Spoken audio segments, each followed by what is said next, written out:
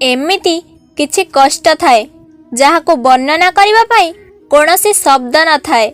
नीरवता ही यथेष्ट होइथाए। जेउ रास्ता रे आपण एकुटिया रही जाउछंती तेबे बुझी नियंतु आपण सठिक रास्ता रे चालुछंती। काहेकि ना सत्यतार रास्ता रे केही साथी दे न थांती। समय भल थिले समस्ते निजर होई थांती आउ समय खराब थिले समस्ते पर होई जांती। जेतेबेले पोखरी रे पानी थाए माछ पिंपुड़ी को खाई थाए।